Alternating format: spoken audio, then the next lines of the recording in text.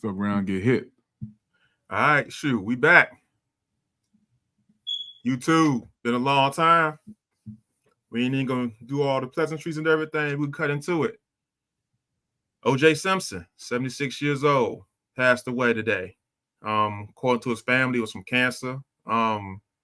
Just want to touch on this a little bit because, as we all know, OJ was a very polarizing figure for reasons that we don't even need to discuss. But we are going to get into that.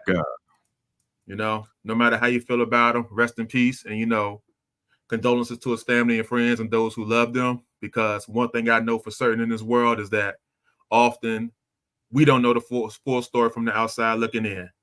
Not trying to say that there's any scenario in which if he did do what he was accused of doing is excusable, but nonetheless, rest in peace. Because the bottom line is that you weren't there and I weren't there. So with that out the way, back. What are we talking about exactly? You know, just honestly, I just want to touch on his legacy because, you know, I know before. No, not part. You said we weren't there. There when what? When he made it to the Hall of Fame? Oh, we could get into that. You know, these people got imaginations. You best believe. Or when he broke records in the NFL, or when he was yeah, that's one way of looking at it. That's one way of looking at it. Yeah. You talking about that other thing? You know, we gotta be honest, man. He, like you said, he had a polarizing career. The dude was an amazing athlete. Yeah. Talented actor. Yeah. And you know, it's funny because like the dynamic with OJ is very interesting because you know, from talking to older people in my family, I'm just gonna speak bluntly, for lack of a better word, you know, there was a time where, you know, OJ was considered the token boy, you know. Oh yeah. Like he was the crossover guy, you know. He was the one who supposedly turned his back on his people, whatever the hell that means. But you know, you ask 100 different people, you'll get 100 different answers as far as that's concerned. 100%. You know, it all depends on what era they knew him in. Yeah, exactly. But it goes back to the point I made at the intro. You know, he was a very polarizing figure, one way or another, for numerous reasons. His career, his 2,000-yard season, his perceived lack of follow-up after that season. A lot of people, a lot of football pundits, you know, they say, hey, you know, OJ only had a couple of good years, but you look at the numbers in totality, you know, I mean, he's clearly a Hall of Famer, you know, and 100%. Undeniable. Yeah. So with that being said, you know, we'll go ahead, you know, we'll address the elephant in the room. I'm sure a lot of people are going to be celebrating today because of him being perceived to have gotten away with murder. You think so? Absolutely. I think a lot of I think when that trial took place, there was a lot of racial undertones.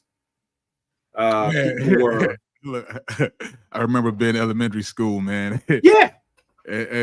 As all the teachers talked about, and when they gave him that non-guilty, what's it called? Hearing, ending. What do you call it? The judgment. Oh yeah. Boy, the teachers were so well.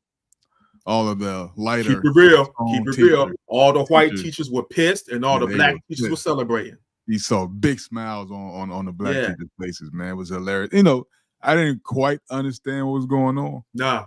But I did understand a black man just got away with murder. it's essentially. I did. You know, but you know what? To delve a little deeper in it, though, I think it was more. Clearly, it was more to it than that. I don't think I give people the benefit of the doubt. I don't think it was a case of like, yay, he got away with murder. You gotta remember the time. First of all, I think I was elementary school as well. I feel like I remember we stopped class to look at the jury to look at the verdict. You had to be elementary school. We like a week apart, man. Yeah, no, man. Hey, what year? No, real talk though. What year was that though? Because I might have been in 6th grade. I want to say third, right? No, I want to say 3rd or 4th grade, bro.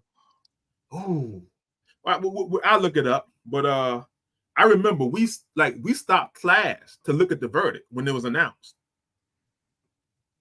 And really? In school. Yeah, absolutely. Interesting. Absolutely. I remember it plain as day. We stopped class. We had teachers, because back then, for all y'all millennials, before the computers were, Yeah, the just big the end old all be TVs they all. rolled in the classroom. Yeah, you had to roll the TV in the classroom, Yeah, yeah, yeah. Yeah, but just getting back to my point, he one of the reasons he was a polarizing figure because he was one of the first mainstream instances where we saw where a black man, quote unquote, defeated the oppressive white judicial system.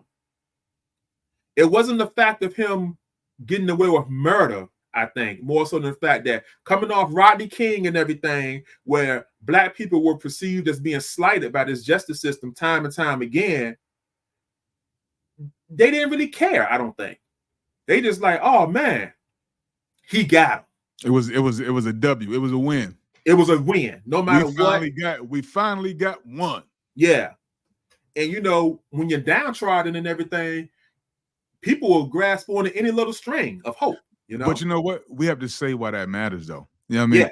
That matters because we in American culture, we're so used to seeing I hate to use racial terms, but white people, Caucasians, get away with things all the time. There's trials where they may be accused of murder, robbery, extortion, whatever it is, but we see them get acquitted and get accused all the time.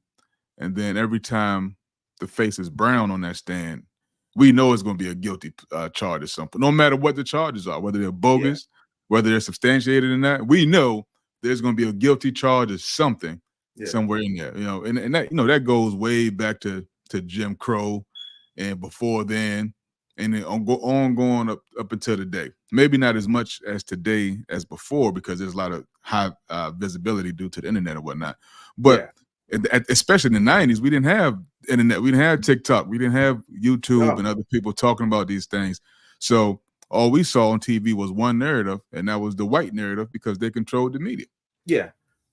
And to that, I would say, just to be completely fair, I agree with everything you just said, except for I would like to say that the perception due to the media, but the perception was that white innocent, black guilty. Because throughout my travels in life and everything, and meeting people and everything, I think that the only kind of people you find in this world who are truly racist are people who are ignorant. Right. Like I think if you take most racists and you put them around the people they're so-called racist against, over a period of time, through this education and familiarity, you find that at the end of the day, man, you got the only color that matters in this world. Well, I'm not gonna say the only color, but the color that matters most is green, and I think that's was also the X factor with OJ, because OJ wasn't poor. If OJ was, like Chris Rock said infamously, if OJ was a janitor, he'd be in jail right now. It's hard to say, man. With the whole only color that matters. Now, granted, there are more privileges the more money you have, because absolutely you have access to better everything, better representation, better everything, right? However, even they have a cap. Look at Kanye. Kanye was a billionaire. He said something people didn't like. Next thing you know, he was just a rapper again. Yeah. I mean, a struggling rapper, So I mean, money does do a lot, but still, depending on let me not mince my words. In our society, it only does so much. At the end of the day, like Kanye said, and I quote, "Even if you drive a Bentley, you're still a nigga in the coupe." Hey, and I don't want to deviate too much for OJ, but that's where the conversation leads. And like I said, there's so many angles to that case, man. Like, what was the guy, because I'm not like looking it up on my phone right now. What was the guy, Mark Furman? He was a detective who supposedly tampered with the glove or something. Did it? Or something I forgot. Like the glove didn't fit. I don't remember all the details. Yeah, I probably should have did a little more research before I got on, but I wanted to touch on that because a lot of it I do remember, like as it happened. Like there was something with the glove where like the glove didn't fit OJ's hand, and then like Johnny Cochran and the defense team, being the if it doesn't quit, you must have quit. Yeah. That was famous. And being the defense team that they were, they took that and combined it with the fact that I think Mark Furman had been like previously caught using the N-word. And they used that to destroy his credibility. Now, whether you like it or not, that's a legit argument. It really is. So we have a possibly racist detective. It shows racial bias. With shady or shaky evidence. Hey, whether you like it or not, that's legit reason to acquit. Yeah, and, I mean, the trial. No, I'm just saying, just to add my ignorant 2 cents here. I mean, the trial was the trial of the freaking century, man. It's what blew up the Kardashians' father. Yeah, right. It's what bore his claim to fame. It was a high-profile case due to the nature of it and due to who was involved. Wasn't Nicole like a actress or something? I think she was like, no disrespect, rest in peace to her, but I don't think she was an actress of any significance. I don't think she played in anything that like would be considered A-list, The dude was an actress, the one she was having an affair with. Well, yeah, that's another thing too. Apparently, he was a drug dealer as well. And they were friends. Yeah, they were friends. So I just want to kind of pivot a little bit here, all right? And I want to talk about the bigger perspective. Think about this, Cuzzo. Yeah. Being a man and the impact of choosing the wrong woman and what that can do to your life. There you go. Right. Again, look, no one has the right on God's green earth to take none of God's life. All right. Yeah. I'm not saying he did. I'm not saying he didn't. It was unfortunate and it should not have ever happened. And I don't agree with that ever being okay. I don't care what she did. Right. Yeah. It's not okay. However, leading up to the events, watching OJ specials and whatnot, he discovered the infidelity and there were arguments and things back and forth between him and I forget the guy's name, man. What's the dude's name? Was it Ronald Goldman? Goldman. Yeah, Goldman. Yeah. And had he chose better,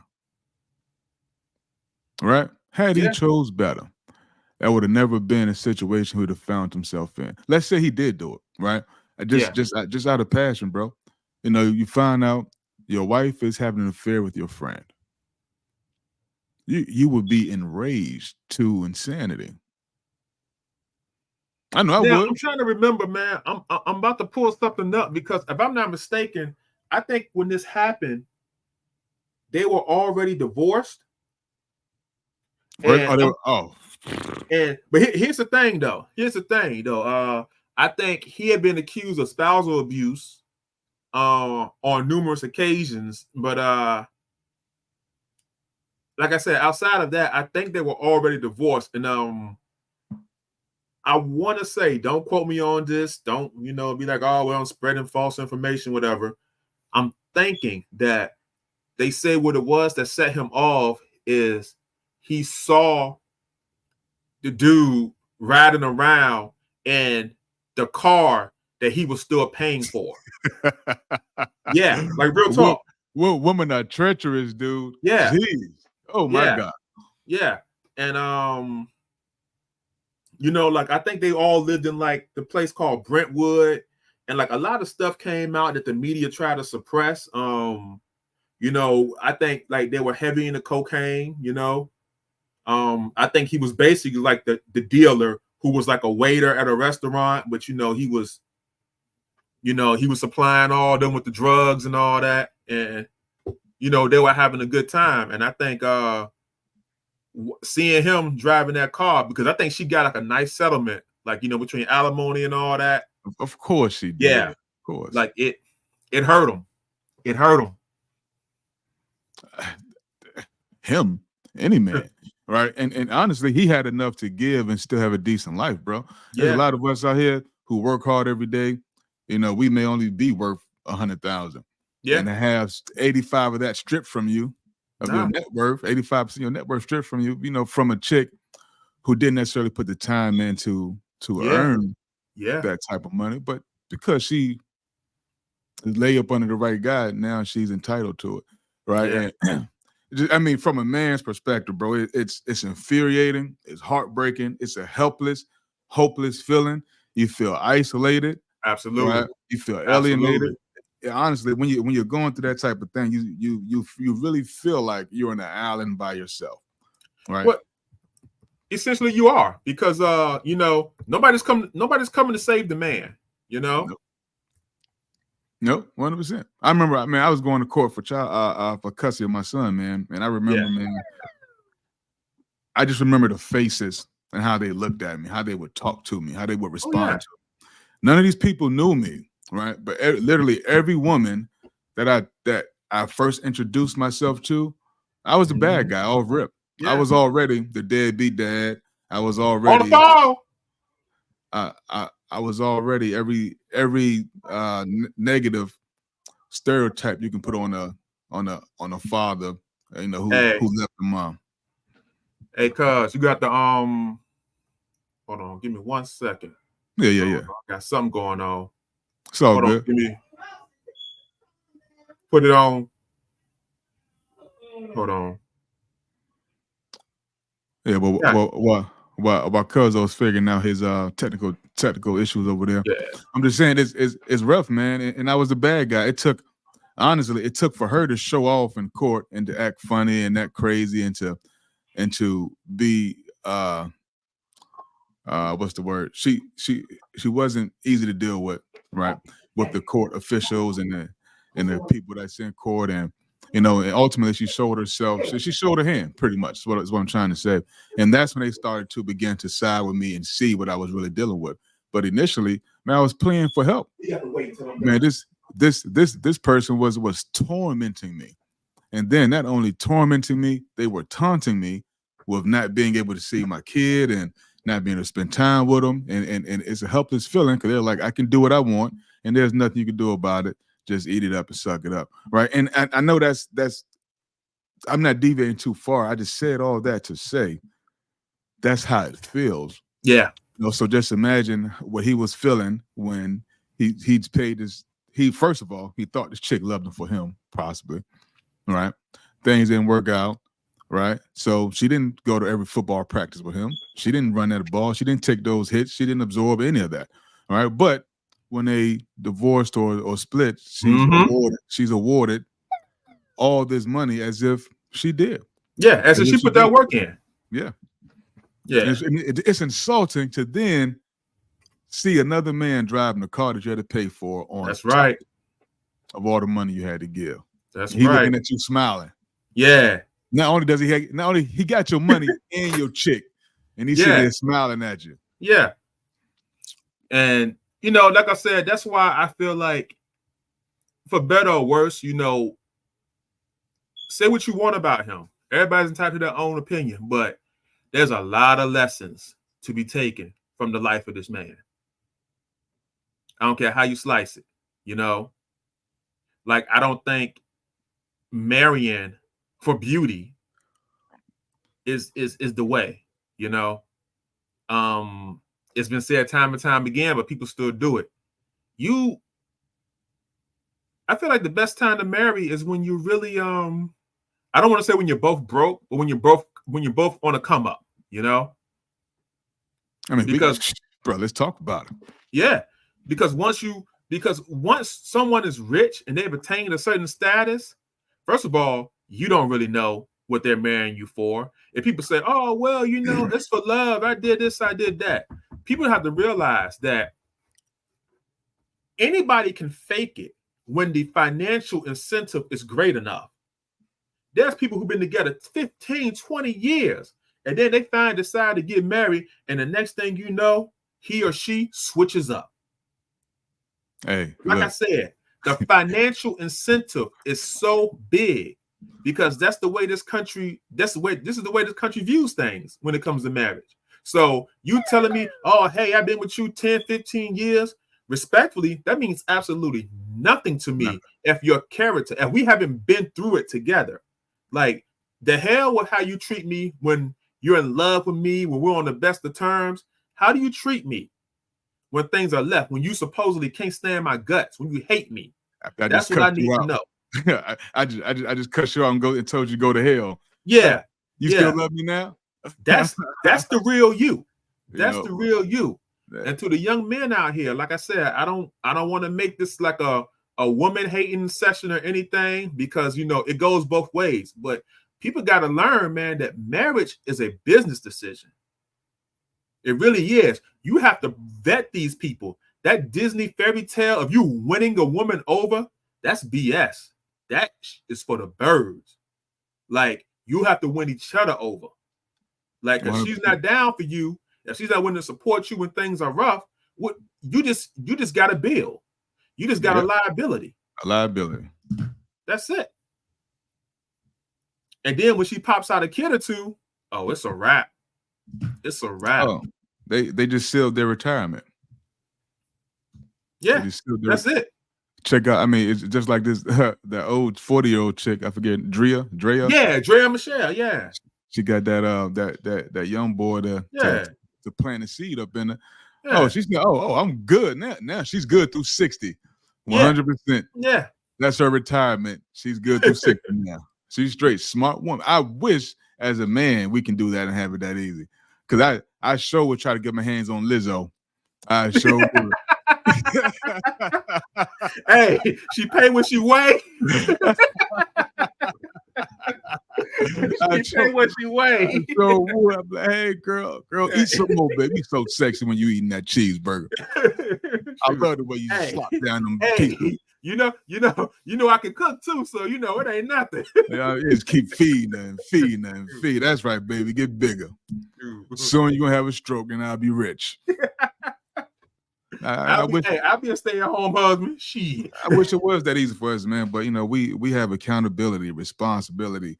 The world, it's only equal and fair when everything is going their way. As soon as it is not going their way, or not even fair and equal. If it was fair and equal to them, to them, that's still unfair, right? Yeah. So, because you hear both sides. It's fair when a man's paying child support and paying alimony. But on the flip side, when they're paying alimony, they think it's the biggest travesty and misunderstanding in the world. And then I love it how, like, a lot of times what ends up happening is that, like, you have the women who clearly don't have good decision-making skills telling a man what it means to be a man. That always infuriates me. And they use that as like a shaming tactic, You better say like, it, bro. Well, a real man wouldn't take child support from his wife. Shut the hell up. Who are you to tell me what a real man is? You have 3 babies by 3 different fathers. Right. So apparently you ain't figured it out either. Really, your decision making is not that great. So I mean, or she's so great of a person, she was able to get 3 real men. Yeah. One of those certain scenarios are right. Which one? We'll never know. Yeah. But just to bring it back to the OJ thing, man, you gotta vet these chicks. You gotta marry for the right reasons.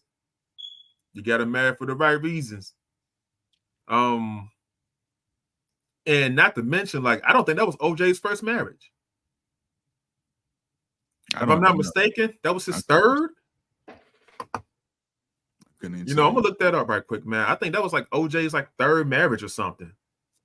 Yeah, I mean, I really think I've heard someone say this. I don't remember exactly where I heard this, but I heard that men love harder and more genuine than women do. Yeah, All right. I mean, so they say women. Ideally, you always when you think of romanticism and being romantic, you think that's a feminine, female thing. But romance comes from us.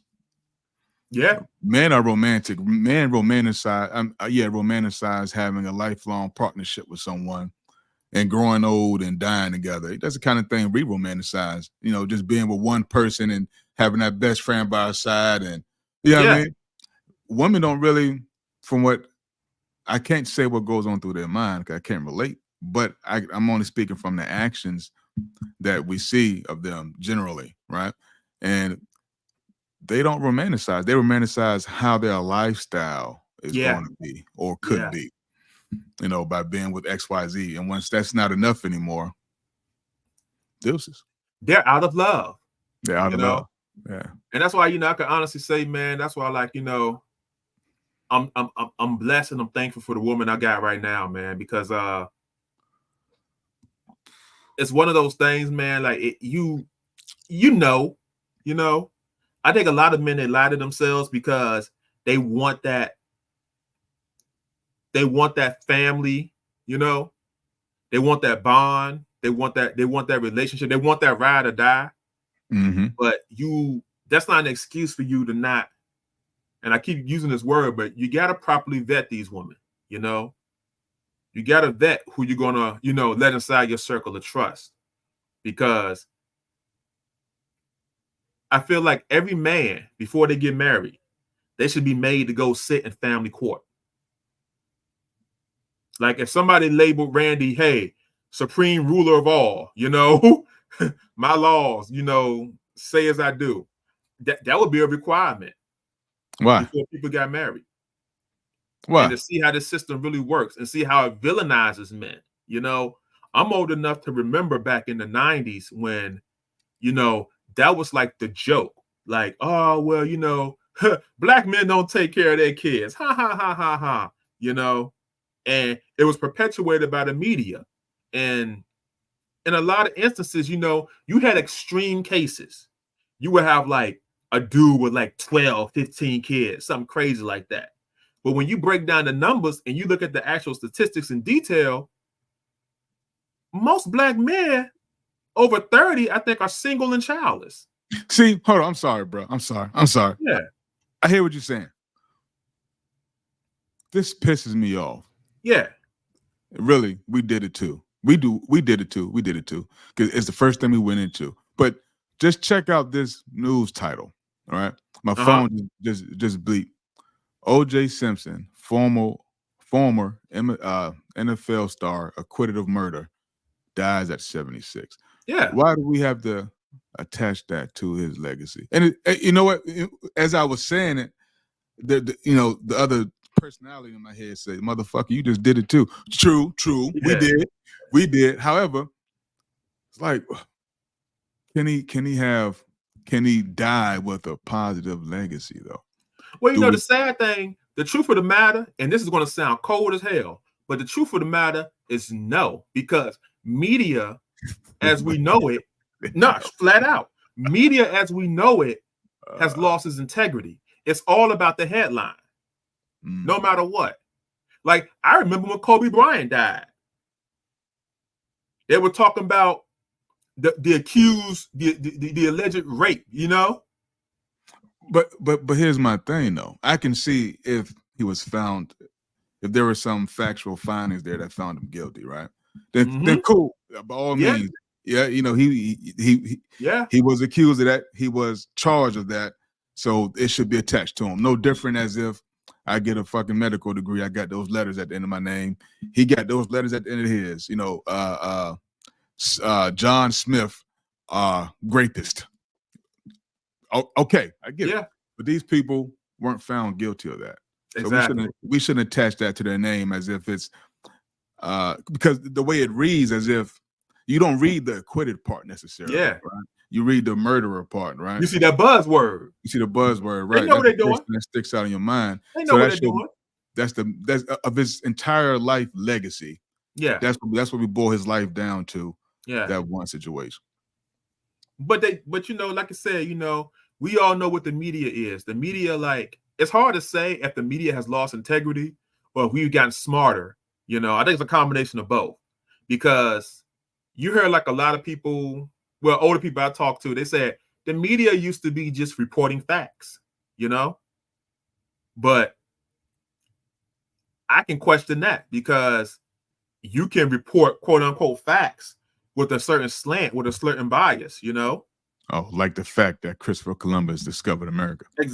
Hey, case in point, you know? Mm-hmm. And then, you know, the thing is too, is that it's always easier to apologize than it is to ask for permission, you know?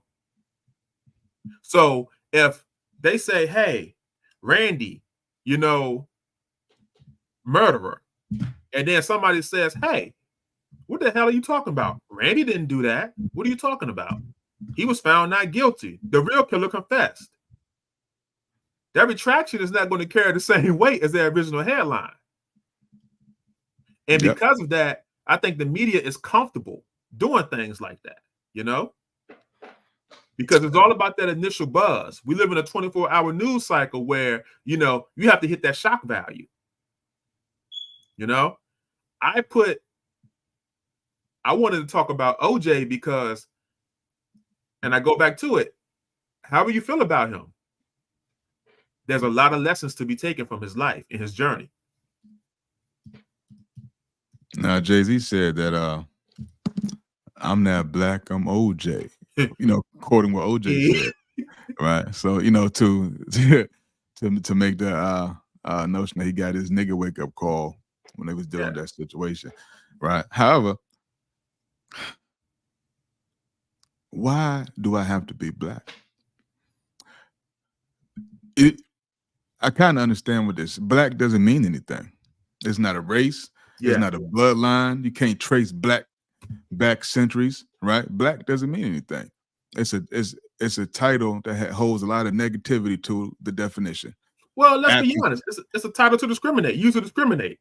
Right. So why should we identify as black? I mean, that's a whole nother tangent. That's a whole nother video. But I'm just saying, you know, we're thinking everything OJ and everything OJ's popped in my mind, and it's taking me all these different places because he was such a dynamic person, like as you mentioned before. Yeah. Right. But why do we have to be black? Why can't we be an ethnic group? You know, we don't call Puerto Ricans black. And that's not even a real ethnic group. Yeah. Yeah, you know what I mean? It doesn't go anywhere. I don't like being called black either. I say it because it's been programmed into me. But I don't like it because it doesn't mean anything. I'll be honest with you. It never really bothered me, you know. I feel like the only time I would feel like it would bother me is if it was like weaponized against me, you know? It is. Yeah, it is. But, you know, like just the word itself, you know, it's like if somebody says, oh, hey, you know, it was the big black guy over there. He wanted to talk to you.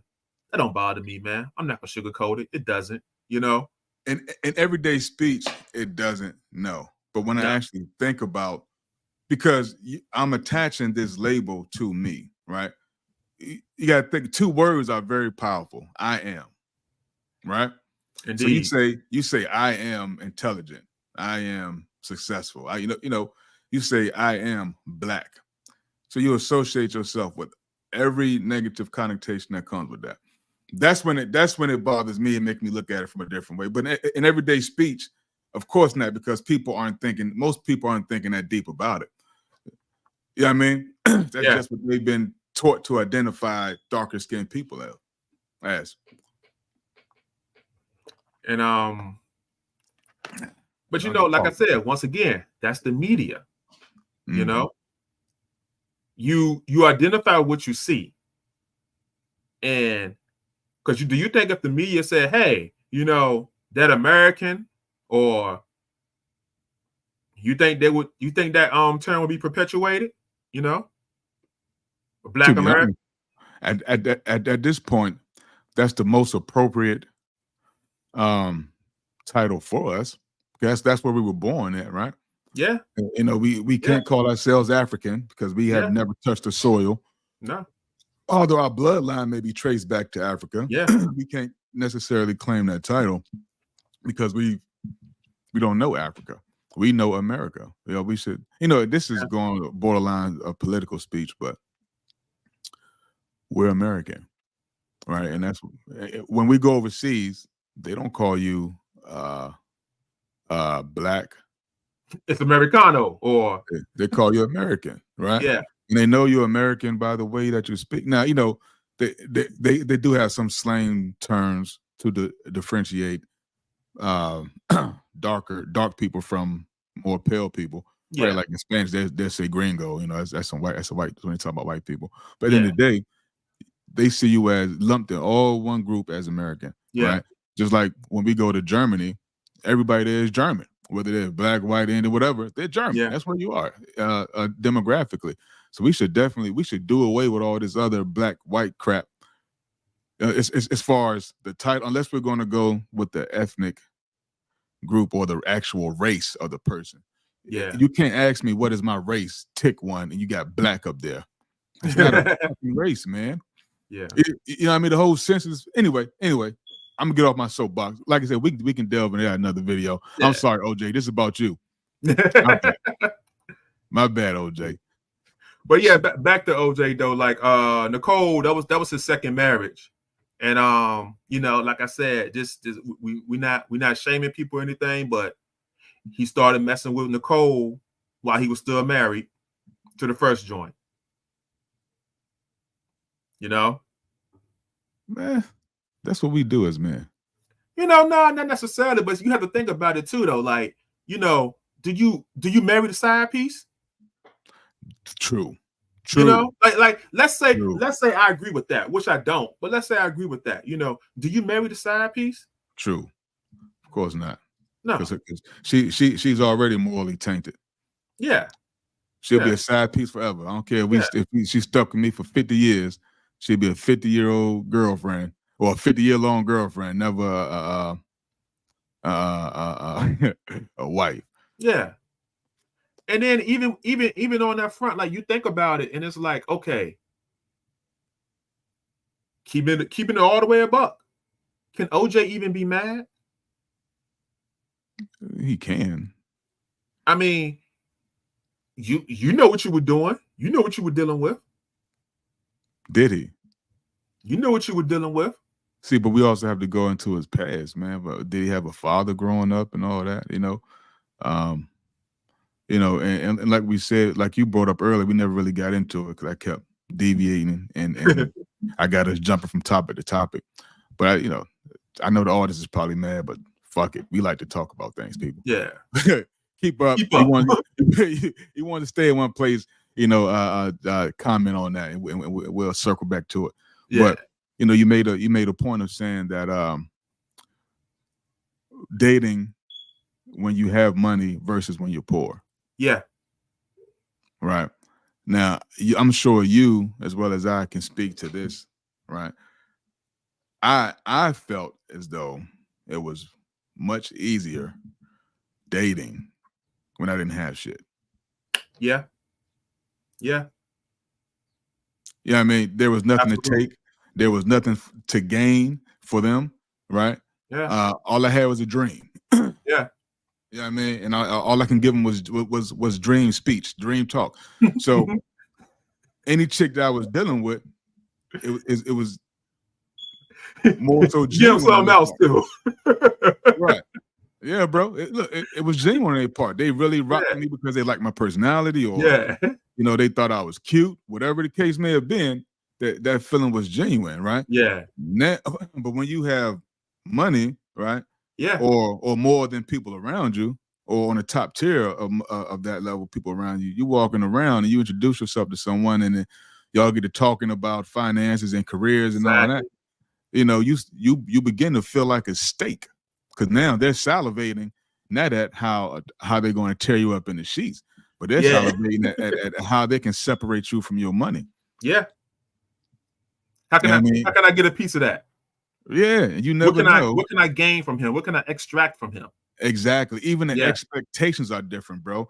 When you're dating a chick and she knows you're broke, right? Yeah. She's not gonna be asking you to take her out somewhere to do all that. She know you ain't got it. And as a matter of fact, she'll offer to pay for Yeah. it. she'll offer to take you out. You just But want dick in a dream. That's all it is. if she know you got something, oh, the expectations are different. Yeah, I know. I know. I let Tyrone run up in this, and in fact, I paid Tyrone to do it. But, bruh, you got more than Tyrone, so you're going to pay to get some of this. Yeah, it's not going to be free for you, right? But the standard should be the same. So which also goes back to dating, having money versus not having money. It's difficult to know when a person has true, genuine feelings or true, genuine intentions with you, or they're just trying to get something from you. Yep. So how could he really know? Everybody around him were yes girls. Yes, yeah, daddy. but at the same time, yes, though, daddy. Going back to what I was just saying about how he she was a side piece. That should have been enough of a red flag right there. Sound like a yes daddy to me. That don't mean you marry it. Have fun. Do you? I'm not gonna be a moral judge, but you don't marry that. So check this out, though. You don't marry that. I feel you. But check it out. So, all right, he's married, right? And he's starting to realize this chick doesn't love me. She loves what I could offer to her. She loves the lifestyle. She loves the cars and the parties, and that's what she loves. She doesn't love me, right? He meets another woman. She pretends to not even notice that, right? And she's doing all the basic things. She's cooking for him. She's rubbing his feet, rubbing his head, concerned about his day. And she's really doing it up on him, really courting him. And he's like, wow, look what I got over here compared to what I have at home. I have a woman who takes advantage of me at home. She's playing the role though. Yeah. So from his perspective, he's like, wow, yeah, you know what? Yep, I'm sick of this. Like men being romantics.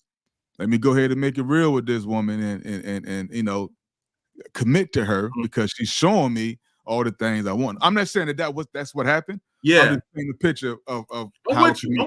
Oh yeah, I'm with you. And unfortunately, like I said, I don't want to get too deep with this. I want to keep this about OJ, but I don't know what his childhood was like. I don't know anything about OJ's childhood, but I feel like that right there in a situation like that, that's where, a strong male figure during your childhood comes into play. 100%. That's where that guidance from an older man, can set you on the right path or cause you to stray into the BS, Right. Because he's going to say, hey, look, young man, there's 1,000 of them. And not to degrade her, but the bottom line is that there's 1,000 of them. And then back then, for a black man to be getting money, and even down to stuff that doesn't matter to me, like the social status and all that other crap, people crave that. People want that. He was a desirable commodity, point blank. Yep. And if he had recognized that and treated it as such, I think he could have avoided a lot of his trials and tribulations. I'm not excusing his behavior, because my thing is this: as a man, you got to keep your emotions in check, because once you put your hands on a woman, you lose.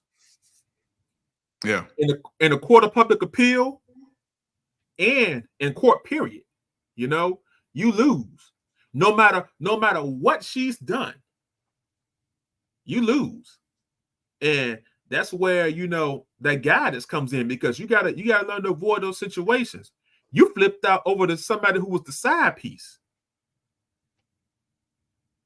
Think about that. The side piece.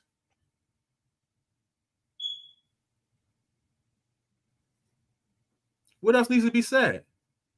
What was your guidance? What was your father figure? What was the person telling you, say, hey, son, you're a valuable commodity. You're one in a million. There's thousands of chicks like her. Don't mess up the bag. Don't mess up everything you got going. You got a family to think about. You have kids now. What you do, your actions, they have generational impact. Like them or not, OJ's got children. Now, I know when OJ passed away, he wasn't broke because I think, and I could be misquoting this, but I could be wrong about this. I think when the civil suit came down from Nicole Simpson's family and Ronald Goldman's family, they got a lot of bread from him. But I think that NFL pension, the way it was structured, it couldn't be the lawyers couldn't take that. So I think OJ was living off like 25, 30,000 a month still, even though he was supposed to be broke, because the way that NFL retirement pension was structured. But cast that aside. That was money that you could have gave to your family and your kids, man. And to even go deeper into that, this whole thing, we talk about, well, why does stuff back then matter now? Because real estate, things appreciating in value, gaining assets, passing those things down to your offspring. So their struggle is not as harder as yours. And every generation, you start a little higher, a little higher. And after 2 or 3 generations, hey, that's a big difference. And that goes into the whole thing when, like, I love when white people say, hey, well, what back then that was done matters now. I'm about to go off on a tangent, but forget it. I'm here now. We talk about redlining. One of the main vehicles in this country for accumulating wealth is real estate. Let's say that money OJ had, he had to give to Nicole's family and Ronald Goldman's family. He took that and he bought an apartment complex. He bought a 4-plex or an 8-plex. Imagine what they're doing with that now. Imagine that how they can leverage that. That's family wealth going down the drain over emotions. That's facts. He effed up, plain and simple, over the side piece.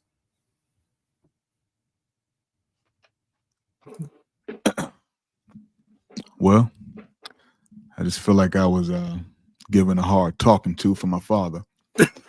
My bad, cuz. My bad.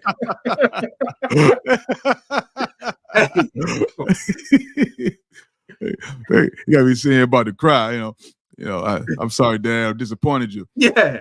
But nah, man, it's real though, cuz. It's real, really man. Is. It really is. It's like when I see these rappers, man, like, and they be bragging, like, I got $500,000 on my neck. Man, your mama in the project. Shut the hell up. Right. 100%. So is their family. Yeah. So is their family. Well, I couldn't have said it better myself. So we went on a few tangents here, but let's do this.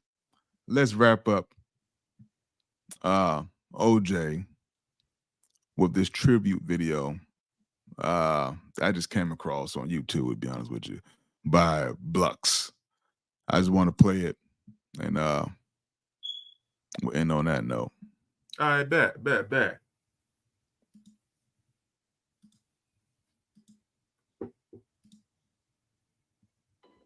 Only Hertz gives you the best of both worlds. Not only do you get to choose from the most fantastic top-name gifts in the rent-a-car business.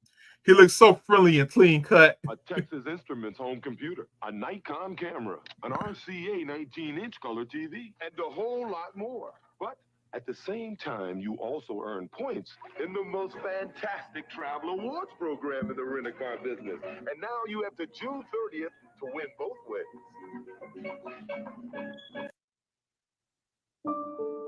47 to 2024. That's a long life. That's a lot of legacy.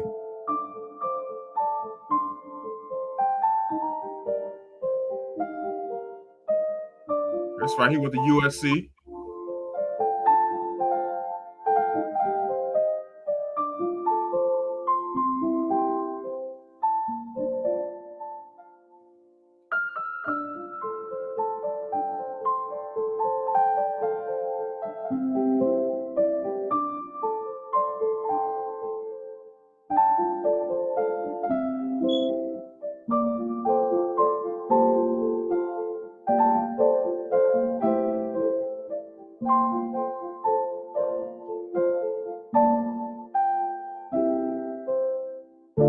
movie or something?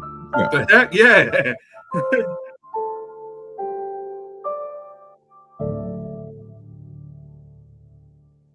I think that's Saturday Night Live right there, I think. Coneheads or something.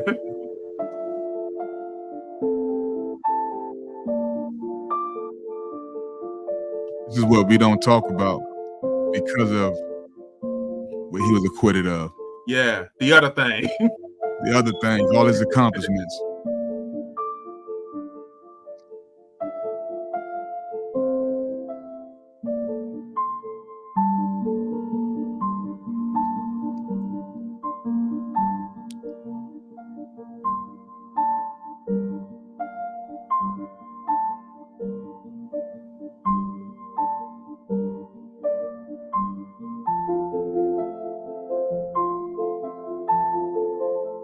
He's a handsome brother too, man.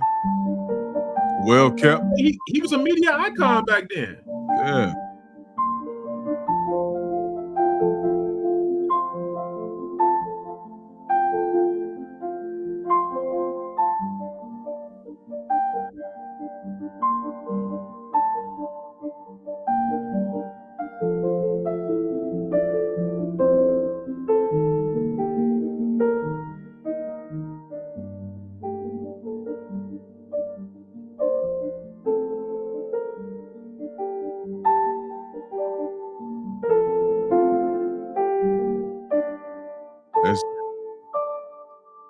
That's what's up, though. That kind of encapsulates him, you know, who he was outside of that other thing, you know. Yep. And for y'all who may not get the reference, anybody who looks at The Wire, they probably put together what I mean when Avon was talking to Stringer one time, and he said it's that other thing. So just in case y'all not keeping up with me. Yeah, I was lost too, but hey, if it makes sense to you, yeah, that's all that matters. I figure it out later. That's it for this one. It's a wrap. Shoot, that's what's up, man. Peace. Peace.